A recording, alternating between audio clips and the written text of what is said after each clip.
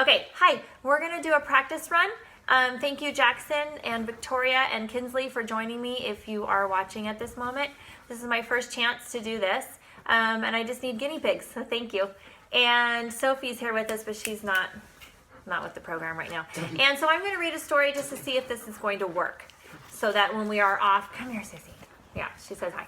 When we are off for a few weeks, I'm going to see if I can read to you guys. So this is called Fletcher and the Falling Leaves. And I believe Mr. Holbrook read this to you guys, but we'll see if I can do it justice. Fletcher and the Falling Leaves.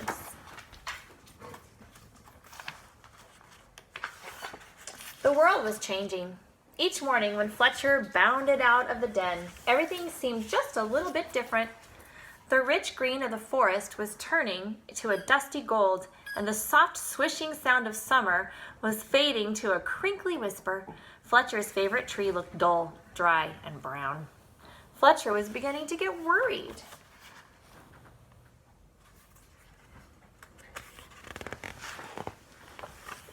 I think my tree is sick, said Fletcher. What's wrong with it? His mother asked. Its leaves are turning brown, said Fletcher. Oh, don't worry, it's only autumn, she said.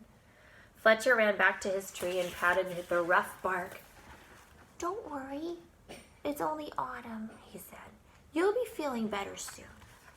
Let her out now. That's the dog. She rings the bell when she has to go outside.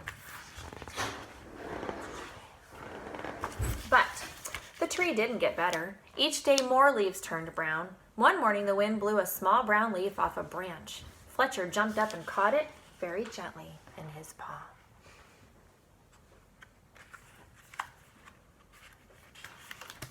There are issues here.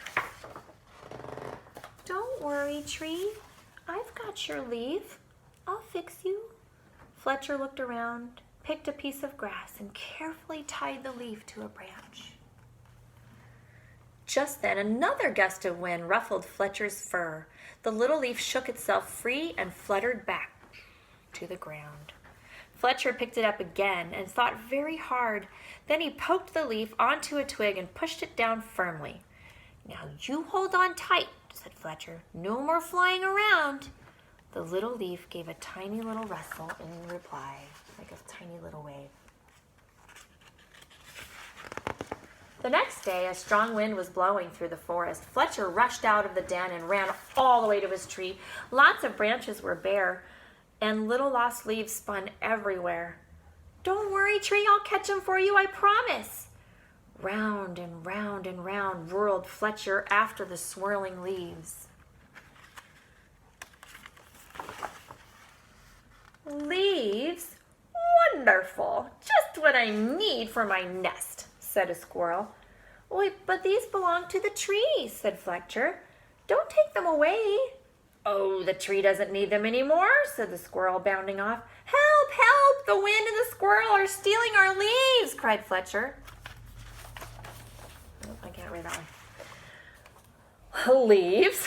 Terrific, just what I need to keep warm, said a porcupine, rolling around. But these belong to the tree, said Fletcher, plucking leaves from the porcupine's needles. Not anymore, snuffled the porcupine, and away he rolled. Help, help! The wind, the squirrel, and the porcupine are stealing our leaves, cried Fletcher. Suddenly, a flock of friendly birds swooped down from the sky. They picked up the leaves in their beaks and poked them onto the tree's branches. Soon the tree was leafy again, and Fletcher flopped down and smiled. Thank you, birds. Thank you, he gasped as the birds fluttered away. He lay looking up through the leaves at the sky and drifted off to sleep.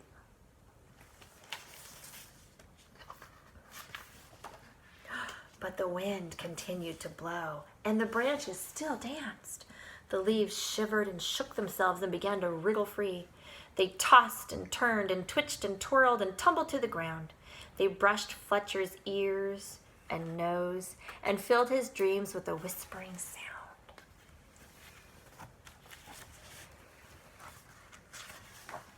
When Fletcher finally woke up, he couldn't believe his eyes.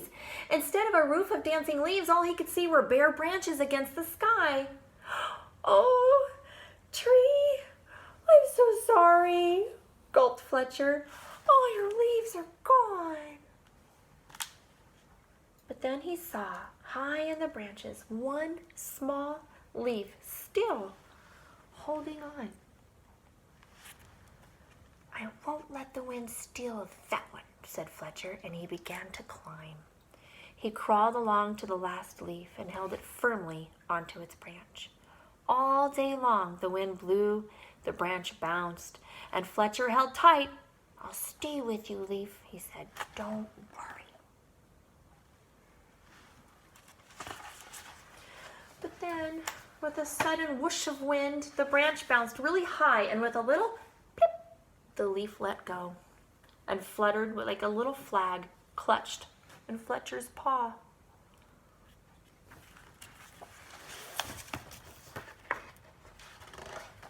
Fletcher looked sadly at the leaf he had promised to save. He carried it carefully down the tree and back to the den. He made a cozy little bed for it and gently tucked it in. But all night long he could only think of his tree, all on its own. And there's the little leaf tucked in for bed right there. At dawn, Fletcher tiptoed outside. The wind had finally stopped blowing and the air was cold. The moon still hung in the clear sky and pale stars glimmered. As he came to his favorite tree, Fletcher saw a magical sight.